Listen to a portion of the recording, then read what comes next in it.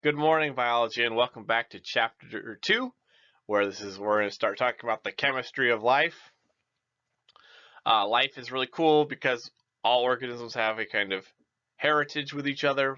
The chemistry that affects jellyfish is the same one that works inside our bodies, the same one that helps plants store genetic information, and all of the animals. We all have this kind of related thing. Chemistry is this uh, physical processes that determine how life is able to work. It kind of sets the ground rules. So first, we need to talk about some chemistry terms. And the first thing is matter, and this is the star of 2.1. And this is everything in the universe that we can see, that we can observe, is made of matter. And matter is anything that occupies space and has mass. And mass is the quantity an object has. So mass is how much stuff there is. When we're talking about a human, that's how much stuff that human makes up.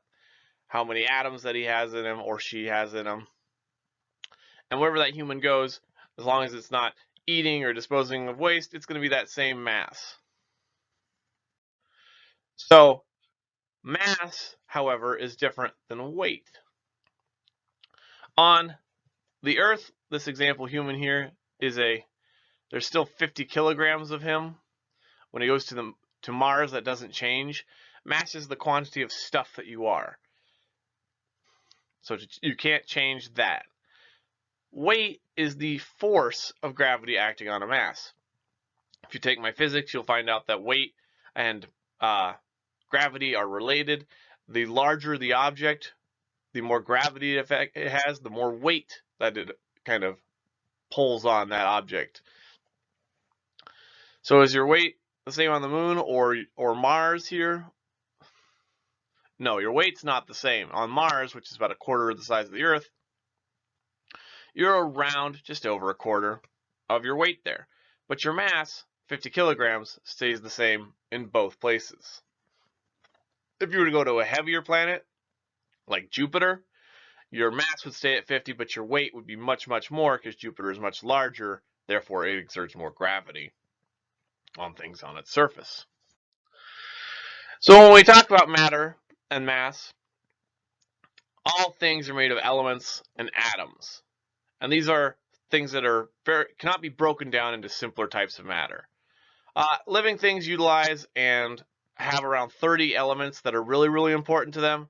There's 92 naturally occurring elements, so there's a lot of elements that we don't use. And of those 30 elements that we use inside of living things, 90% of them are one of 4 elements. They are either oxygen, carbon, hydrogen, and nitrogen. And a lot of it's oxygen. Over 50% of the body's oxygen, then this carbon, hydrogen here, nitrogen. And then in the foot of this guy is all the other elements that would make up a human. Things like iron and copper and sodium and chloride, all of these ions and metals that are used for important chemical processes, but we don't need them in large amounts like we do oxygen, carbon, hydrogen. All right, on the periodic table, each symbol on this table has an abbreviation. For copper here, this is Cu. It can be 1, 2, or if you're looking at the synthetic ones, they can be 3 letters. Some examples are hydrogen is H, carbon is C, gold is Au, and this Au comes from the Latin phrase for it, meaning yellow. So some of them are named from their Latin names, so they're a little confusing. The hardest one is tungsten, which is W on the periodic table. But an atom is just one single piece of an element, and it still has all the same properties of that element. One single atom of copper is still able to conduct electricity.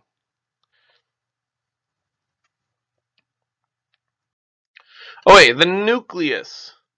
This is the center of the atom. This is this part of the atom right here. And it makes up the bulk of the atom's mass. In this diagram here, the positives and the blues, the red positives and the blue neutrals are much bigger than the small yellow electrons out here. However, in an actual atom, that is even more disproportionate. They're even larger compared to those electrons. But there's two types of particles in the nucleus. There's the proton, which has a positive charge, and the neutron, which has a no charge. So think neutron, neutral. The number of protons that an atom has is called this atomic number. And this is specific to whatever element you're looking at. Nitrogen's going to be 7, hydrogen's going to be 1, helium's going to be 2. It lets us know what element we're looking at. And on my periodic table in my classroom, these are swapped. The 7 is up here above, and then the mass number is down below. But usually, your atomic number is going to be this smaller one. And then the mass number will be, actually pretty much every time, this atomic number should be the smaller one, and then mass number will be the bigger one. And what the mass number is this is the amount of protons plus the amount of neutrons in an atom. So in nitrogen here, we know it has, let me choose a brighter color, we know it has 7 protons, and we know we need to get to 14. We can take this 14 minus 7, that it has 7 neutrons.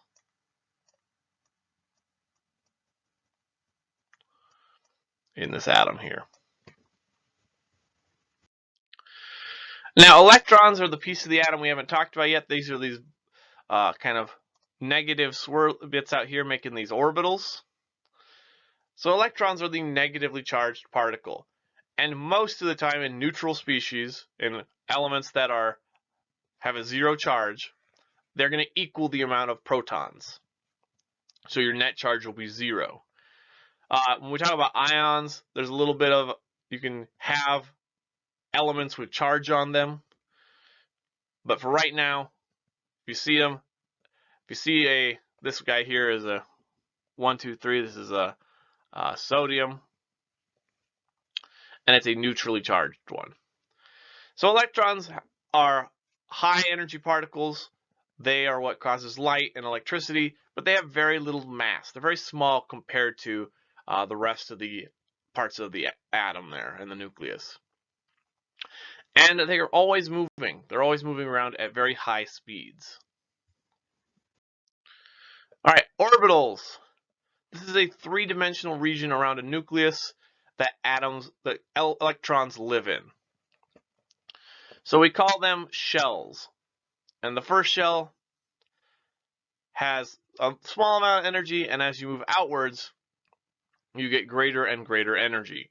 So the farther away from the nucleus you get, the higher the energy level becomes. But when we're looking at all of these electrons and imagining them all moving, and they don't move just in this one plane, they're also moving around the atom this way and this way and this way. And we start to look at it and think of it as like a cloud. It's like a big sphere of moving electrons around this nucleus here. Orbitals are limited in how many electrons they can hold. The first orbital, the one closest to the nucleus, can only hold 2 electrons before it's full, and then the next 2 can hold 8 electrons inside of that orbital. And then as you go further and further out, they get a little bit bigger and a little bit wonkier. All right, isotopes. So all atoms of whatever element you're looking at are going to have the same amount of protons. For hydrogen here, all of these have this one pink proton here. However, all of these, because these are all the same element here, this is all hydrogen, they have a different number of neutrons, so these yellow ones. This one has no neutrons, it's called protium. This one has 1 electron, it's called deuterium. And this one has 2 neutrons called tritium, because there's 3 things here. So any atom that has a different amount of neutrons is called an isotope. And when we're talking about these, normally carbon is C12. When it's that, it naturally has 6 protons plus 6 neutrons to equal this 12. But if we get a different isotope going on here. We have a different number of neutrons. We'll now say carbon-14, or we'll call it C14. And this is the one that we use for carbon dating when we're trying to figure out how old fossils are. Compounds. These are made of two or more elements in fixed proportions. So looking at water here, water is always H2O. And so whenever you find water, doesn't matter where you are in the universe, on the planet, in the solar system, wherever you want to go, water is always going to be 2 hydrogen and 1 oxygen. That is the compound of water. There's no other way we can make water. If we were to add another oxygen here and have H2O2, this is no longer water, this is something we call hydrogen peroxide. So just changing one element here has changed this compound and its abilities drastically. So compounds and the elements that make them up, that comprise them, vary differently in a lot of characteristics. So just because a certain element has a certain property does not mean it will have that property inside of a compound. So for a very simple example here, if we take hydrogen gas and oxygen gas and combine them to form water, they make this liquid water. So these two, which are a gas, come together and form a liquid at room temperature. If you're like in a hot climate, it'll be steam. But so these two, which are a gas, now have this new property of being a liquid, being able to flow at room temperature. Even though the only thing they haven't changed, still the same atoms, they're just bonded differently into a compound. So how atoms actually combine to form different compounds is based on the number and arrangement of their electrons. The electrons are trying to be happy, they're trying to find their way into orbitals. If, for whatever reason, an atom has a completely filled orbital, like this helium here, this helium has these 2 electrons in this first shell, which is how many it wants, so it is chemically stable. And in fact, that whole right side of the periodic table, when helium, neon, argon, are what we call the noble gases. And they do not react under normal conditions. So we actually found helium on the sun because we just hadn't been looking for it on Earth, and we used some really cool light stuff to find helium. That's why helium's got the name Heli. It means like sun in Greek. But hydrogen, which our body uses all the time, is not as stable, and that's good for our body. We need to be able to create and break bonds to kind of do life's processes. All right, chemical bonds. These are the attractive forces that hold atoms together. Some atoms, depending on the type of electrons they have and the type of interactions that they can form, there's 2 main types of chemical bond. And the first is covalent, and the second is ionic.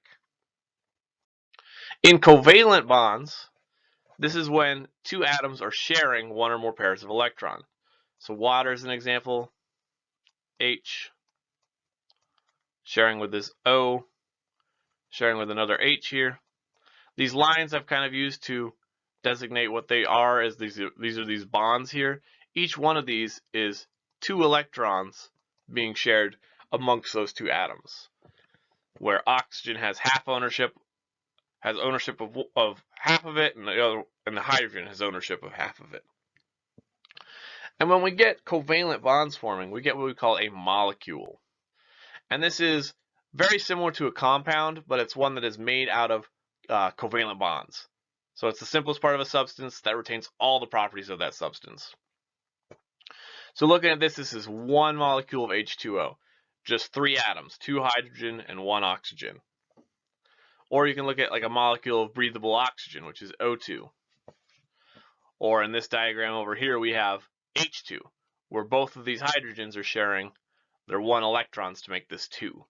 And now it looks like, now to these guys, they have 2 electrons in their outer shell, and they're both happy.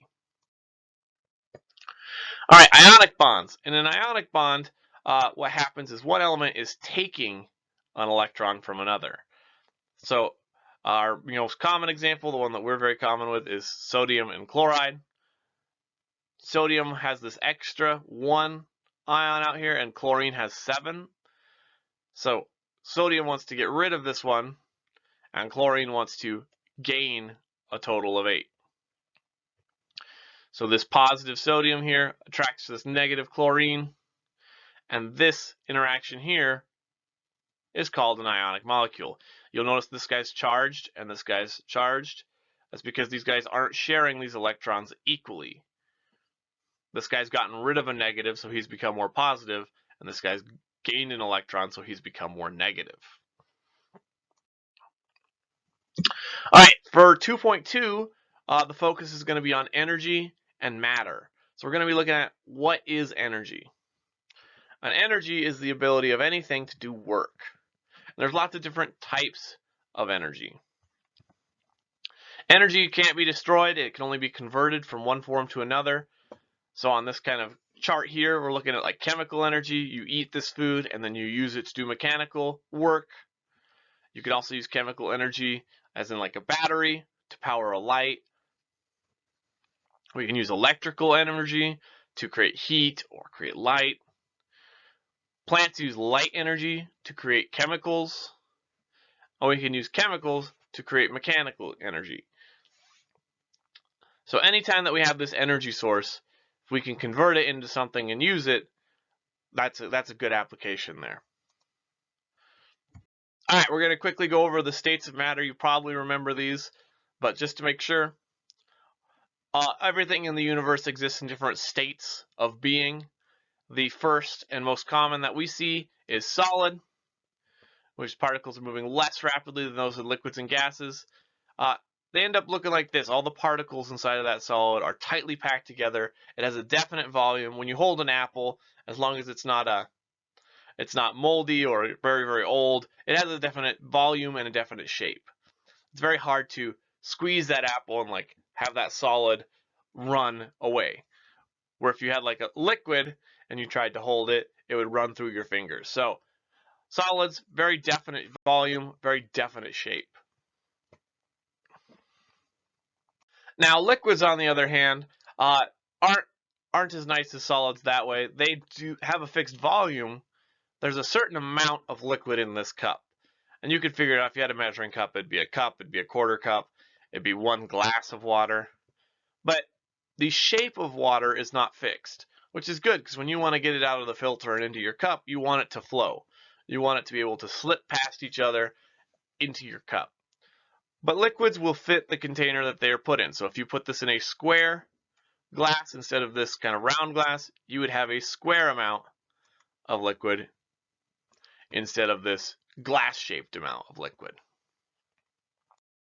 And the final state of matter, the normal states of matter, there's also plasma. We're not going to talk about plasma as much because for most biological systems, plasma is not a good thing. But gases, these are particles that have very little attraction to each other. They're moving very quickly. They also fill whatever container they occupy, and have no definite shape. So they will fit, if there's a classroom size space, they will fit the classroom size space. If they get compressed into like a helmet, they will be helmet size space. And gases, what makes them different from liquids is they have more energy per particle. This is why when you want to make, if you want to make steam, you have to heat this water. You have to get this water more energy so that they can turn into this gaseous form. All right, chemical reactions. This is occurring when one or more substances change to produce different substances. Living things do thousands of these reactions every day, probably even millions of chemical reactions happening in your body per day. An example here is we're looking at plants, and they're using photosynthesis. They're taking carbon dioxide and water, and they're using an organelle called the chlorophyll to convert this into sugars and oxygen. So we started with two things, and we ended up with two completely different things. The energy used was from the sun, and then the plant did the work to create this new thing. And we're going to talk about photosynthesis in this class in a future video, and we will get all that hammered out. All right, so there are kind of two parts to every chemical reaction. There's the reactants and the products. And the reactants are on the left-hand side there, and they are things that react to form something new. And the new thing is the products. Think of it as being produced. So in this example here, this is your body takes that glucose from the plant, and you breathe in oxygen, and you do a whole bunch of energy reactions to create carbon dioxide and water. But what this also does for you is this energy released, you're able to capture and use for your body processes. You're able to play sports and utilize your brain and walk around and have deep cognitive thoughts. This is all because of that energy released from the breakdown of glucose. When we get talking about this, we're going to talk about a term called metabolism. This is one of those characteristics that all living things have. And this is the term to describe all the chemical reactions happening in the body, both things coming in and things going out. Both of these are one half of metabolism. When we talk about chemical reactions, a lot of times we'll talk about something called activation energy. And for chemical reactions, this is energy that has to be added for this reaction to occur. And we call this activation energy because it's the energy required to activate. When we're talking about photosynthesis, that is from sunlight. That sunlight reaching those plants is what causes, here's my leaf, causes those guys to be able to take that carbon dioxide and water and turn it into sugars. Catalysts, these are chemical substances that reduce the amount of activation energy required. They make reactions more likely to happen. Without catalysts, it would take your body a lot longer to do the chemical reactions that it does. For living things, we all have catalysts in us. Specifically, most of them are in the form of an enzyme. And this is a protein specifically that speeds up metabolic reactions. And the important thing about enzymes is they're not permanently changed or destroyed through the reaction. So in this enzyme here, this substrate is binding there. It's getting broken by that enzyme. It lowers the activation energy and produces two separate molecules that are then going about and doing their job. This is a lot of blood clotting happens. They'll bond with the enzyme and be inactive. That enzyme will split them apart, and then those clotting factors will go out to the body and help clotting and help the healing process. A special type of reaction that we see a lot of in the body is oxidation reduction reactions. And this is happening where electrons are being transferred between atoms. In an oxidation reaction, you're losing an electron. In a reduction reaction, you're gaining an electron. And this is from the reactant side here. And the two of them are always happening together. We call this oxidation reduction or redox reactions because they always happen together. And if you want an easy way to remember these, just remember oil rig, where oxidation involves losing an electron and reduction involves gaining an electron.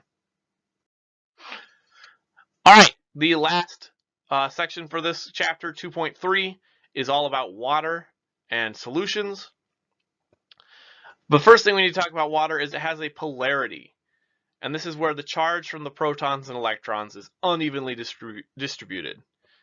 So even though this is a covalently bonded molecule, this oxygen is a little greedy. It is holding on to these electrons here very close to it, where these hydrogens don't have them very close at all. What this does for the hydrogens is it creates this partial positive charge out here, and this partial negative charge out here. And this polarity of water, this polar molecule, is what allows it to do so much chemistry and why it's so important for the body and why we use so much water, why we are 70% water. All right, so solubility of water. Because water is a polar substance, it can dissolve other polar substances. Other polar substances involve sugars, salt, a lot of proteins are polar. Water, however, cannot dissolve nonpolar things. A lot of oils, fats are nonpolar. The Wicked Witch here from The Wizard of Oz is a polar object. When she comes in contact with water, she starts to dissolve. So the Wicked Witch is a polar molecule here. Another property of water is it has this specific type of bonding that's not covalent and it's not ionic. It's called hydrogen bonding. And this is specifically when these water molecules, the hydrogens of one molecule are attracted to another molecule of water. So remember that these hydrogen molecules are slightly positive and this oxygen is slightly negative. Those opposite charges are going to be attracted to each other. Not enough to form a real covalent bond or an ionic bond, but just enough to orient them in a certain way where these oxygens are going to start having a whole bunch of bonds here to different hydrogens. So in solid water, all the waters are hydrogen bonded to each other. In liquid water, a lot of those have broken. So now they're able to slide past each other more fluid. And when they're in the gaseous state, there's even less hydrogen bonding happening. A lot of these are now able to fly off and be free of any other water molecule or any other bonds. All right, we're going to talk about cohesion and adhesion. Because of hydrogen bonding, water molecules stick together. And this attractive force that holds them together we call cohesion. And cohesion is in between not just water, but any two substances that are the same. So when water is sticking to water, that is cohesion. When oil sticks to oil, that is cohesion. Anytime that these molecules that are the same, that is cohesion. Cohesion is good for you because it allows water to move upwards in plants, roots, and leaves. It allows water to move in your system and kind of clump together. When you're drinking water, it helps pull water molecules out of whatever it is. When you're drinking it through a straw, it helps pull those water molecules up so that you can continue to drink it. Cohesion is related to a thing called surface tension because all of the molecules at the surface of the water are being pulled down by the hydrogen bonds beneath them. This allows water to have a kind of ability to have things float on it. And for really, really light insects like these water skippers here, this allows them to run on the surface of water because this water doesn't break when they're on there. It still has enough of this force kind of protecting it and forming this bubble on the outside of water that these water skippers are able to be on top of it and kind of skate on the surface there. Adhesion is a little bit different than cohesion. It is the attractive force between particles of different substances. So in this case here, this is water and glass are two different substances. The water on the outside is kind of holding onto this glass, but the water on the inside is not. It has this cohesion between itself. So when we have water inside of vessels like this and we're trying to measure it, it forms this structure which is called a meniscus, which is a slight dip in the glass beaker test tube where we're seeing this water level. If you were to measure this meniscus, you measure it at the bottom of it. So this would be 21.246 here, 21.6. You wouldn't measure it from up here, which is 21.8. So measure it from the bottom of the meniscus. All right, capillarity. This is the attraction between molecules that results in the rise of the surface of a liquid when in contact with the solid. So this capillary action here, as this water is adhering to these kind of glass rods in this water, you'll see that it goes much higher up this one because it is narrower. It kind of allows that water to run up there. This is what allows water to travel in soil. This was what plants used to transport water from the bottoms of their roots to the tops of their foliage. So capillarity is another very important piece of water chemistry. All right, temperature moderation. Water is also important because it can absorb and release a large amount of energy in the form of heat with only this slight change in its own temperature. This kind of phenomenon is called specific heat. To to break hydrogen bonds in water, you have to absorb enough energy. So this is why when you're boiling, if you want to start with ice and you want it to get to be steam, you have to add a lot of heat. It has to be on the stove a long time. You have to put in a lot of energy to break those hydrogen bonds. Once those hydrogen bonds are broken, however, the motion of water molecules increases. As these particles are moving around more, this temperature of this liquid increases, and they are released. So in this example here, this is a hair molecule. When you dry your hair molecule using hot heat, you cause this water to exit the hair, which causes this frizziness to happen. So the frizziness of hair is just due to the breaking of hydrogen bonds of water. If the temperature drops, hydrogen bonds are allowed to reform. So especially in the winter when it falls below freezing again, whatever liquid water has frozen during the day will refreeze. Another important property of water is the density of ice. Solid water or ice is less dense than water is, and this is due to hydrogen bonding. When all of the molecules in water are hydrogen bound in ice, it creates these really big air pockets inside of the water molecules. And this angle of air pockets kind of locks all these in position. And so now there's a lot more air than in this liquid molecule here. In liquid water, there's not a lot of air, so it's allowed to be more dense. So that's why ice floats. It's because there's more air trapped inside of there because those water molecules have more hydrogen bonding in between each of them. We're going to talk about solutions in this class, and a solution is a mixture in which one or more substances are uniformly distributed in another. Think like Mr. Greer's coffee cup. That is a solution of water and delicious coffee beans that are dissolved in each other. So the solute is the substance dissolved in the solvent. When Mr. Greer runs the water through his coffee grounds into his cup, they're dissolving that caffeine into the water. So caffeine is the solute. It is the substance that is being dissolved. So it can be ions, it can be atoms, or it can be whole molecules like a caffeine molecule. The solvent is the substance in which the solute is dissolved. So the solvent in this case would be the water that's going into the coffee pot. When we talk about solvents and solutes and solutions, we talk about something called concentration. And this is the amount of stuff dissolved in a fixed amount of solvent. If I was to take my coffee pot and I was to take that coffee and run it back through, it would become more concentrated.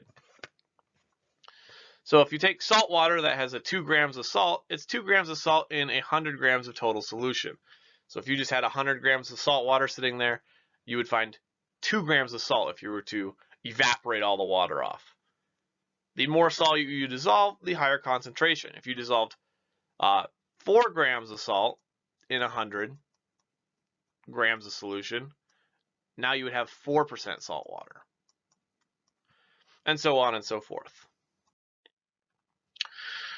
A solution reaches a point where nothing else can be dissolved in it, and we call that a saturated solution. And in a saturated solution, you'll end up having your liquid, and then you'll end up having this layer of solvent on the bottom here. And that's the stuff that can't dissolve into the water. And then another definition for you is anytime you have something dissolved in water, we call it an aqueous solution. Think aquatic, aqueous solution. A couple more things before we finish out this chapter. Acids and bases. Water, as it bumps into each other, can become ionized. And this is when water becomes either, it splits to become this positive hydrogen or this negative hydroxide ion. So the OH ion is known as the hydroxide ion. The Hi plus is known as the hydronium ion. And this H plus can react with another water molecule. And when this happens, this is when we form that hydronium ion, this hydrogen ion, adding itself to water there, becoming a hydronium ion. The acidity or basicness of a solution is based on how many hydroxide ions are in there or hydronium ions are in there. In normal water, usually these are equal to each other, so the hydronium, H3O plus, equals the hydroxide, or the OH minus, and this creates a neutral solution, and neutral on the pH table is 7. If the number of hydronium is greater than hydroxide, so H3O plus is greater than the hydroxide, then the solution is an acid. And highly acidic solutions are corrosive. This is why if you drink too much Dr. Pepper and don't brush your teeth, you might get cavities. Acids usually taste sour, but you should never taste something in the lab to see if it's an acid. I'm just going to put this here so we're all on the same page. Never taste it to see if it's an acid. That's not a good test to do. That's what pH strips are for. On the other hand, we have bases. This is where the OH group is greater than the hydronium, H3O plus. And we call this a base. Bases we call alkalinic, not acidic. They make your skin feel slippery and have a bitter taste. Things like soap, detergent are all basics.